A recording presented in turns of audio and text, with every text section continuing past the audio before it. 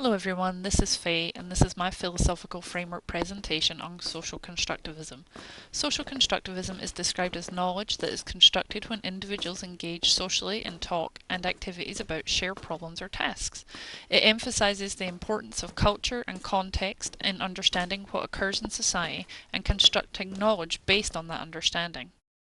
Social constructivism is associated with the developmental theories of Vygotsky, Piaget, Brunner, and Banderas' social cognitive theory. In fact, Vygotsky is credited with developing the foundation of social constructivism because he proposed that learning is socially mediated through a culture's symbols and language, which are constructed in interaction with others in that culture. I'll be focusing on Vygotsky during my presentation. Vygotsky was born in 1896 in Orsa, Russia. He died from TB in 1934 at the age of 37.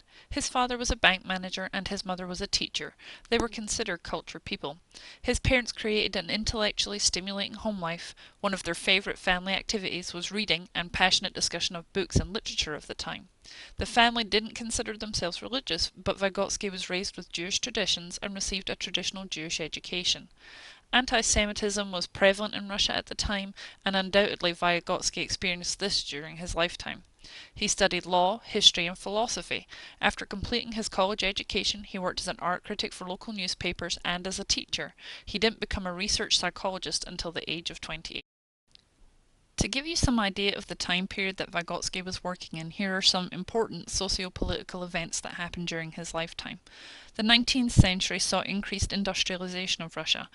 The 19th century also saw Russian culture flourish, with significant contributions to the world of literature, visual arts, and music. Names such as Dostoevsky, Tolstoy, and Tchaikovsky became well known. In 1905, the Russian Revolution forced Tsar Nicholas II to grant a constitution and introduce limited democratic reforms. In 1917, the Socialists overthrew the Tsarist regime and tried to create a republican government.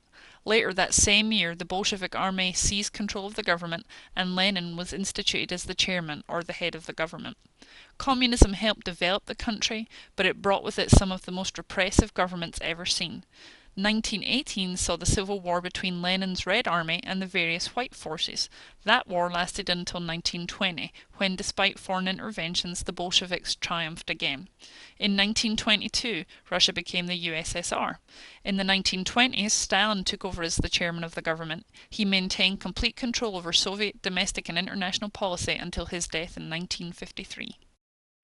One of the major themes in Vygotsky's work is that social interaction plays a fundamental role in the development of cognition.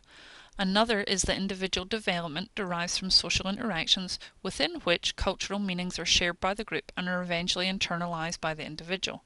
Every function in the child's cultural development appears twice, first on the social level and later on the individual level, first between people, interpsychological, and then inside the child, intrapsychological. He also asserted that language and speech shape our mental processes in fundamental ways. One of his more controversial ideas was that all higher mental functions originate in the social environment. Two of the more well-known contributions from Vygotsky are the zone of proximal development and the MKO, or the more knowledgeable other. What are the zone of proximal development and MKO? Well, the zone of proximal development is the distance between an individual's actual development, which is determined with the help of independently solved tasks, and the level of potential development of the individual, which is determined with the help of other people. The MKO refers to anyone who has a better understanding or a higher ability level than the learner with respect to a particular task, process, or concept.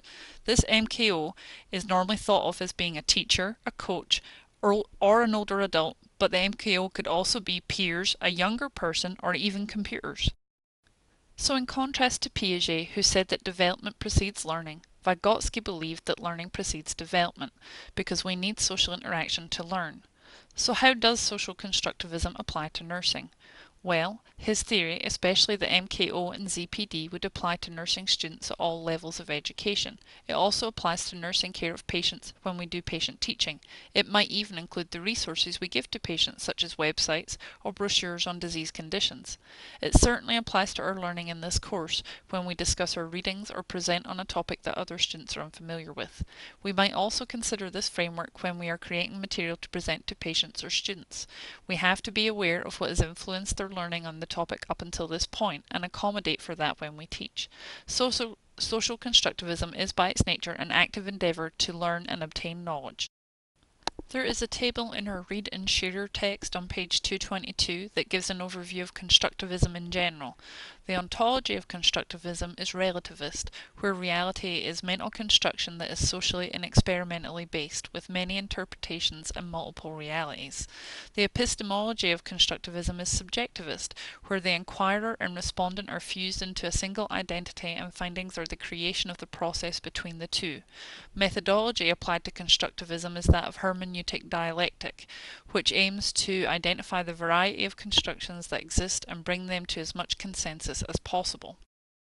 When I think about social constructivism, I am reminded of Roy's framework. In another quote from the Read text on page 290, they describe Roy's theory by stating this: Roy's assumptions support multiple theories and research methods and provide nurse scholars with a vast array of possibilities for organizing nursing knowledge. Roy's integrative and cumulative approach offers the position that knowledge is generated from a multidisciplinary perspective. Well everyone, I hope you enjoyed my attempt at a different presentation. I've also included a PowerPoint with YouTube videos that is a companion to this presentation, so I hope that both will be helpful to you in learning about social constructivism.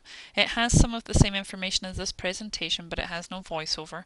I hope you've all learned something, and I'll talk to you all soon. Bye bye!